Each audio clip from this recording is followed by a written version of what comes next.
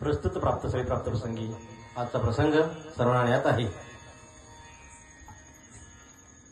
आज या गोकुळाष्टमीच्या पर्वकाळानिमित्त आणि श्रावणाच्या पर्वकाळानंतर उतरत्या पर्वकाळ आहे हा। आणि या उतरत्या पर्वकाळानंतर जी काही कथा जी श्रवण करायची ती कथा म्हणजे शिव महापुराण कथा आपणा सर्वांना याचा लाभ मिळालाय। लाभ का मिळाला? ज्या कथेसाठी आपण जमलात ती कथा ऐकण्यासाठी सुद्धा मनुष्याचं पुण्य, आणि पुण्य जर नसेल तर कथा ऐकायला मिळत नसते। कथा ऐकण्याकरता, कथा वाचण्याकरता नवे नवे तर कथा तुमच्या दारामध्ये आली याच्या सुद्धा करता फक्त पुण्यच असतं। म्हणून तुकोबाराय म्हणले,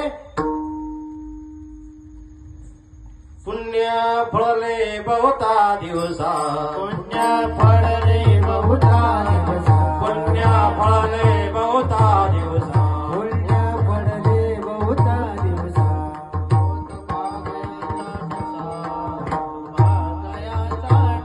भाग्य उदयाचा ठसा, भाग्य उदयाचा ठसा, भाग्य उदयाचा ठसा, भाग्य उदयाचा ठसा,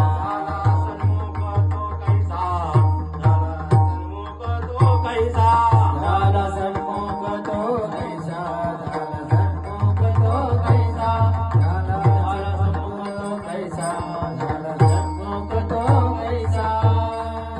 म्हणून आजचा हा जो काही पुण्य फळलंय म्हणून तुमच्या नशिबात कथा आहे, नाहीतर आजूबाजूच्या पंचकृष्ण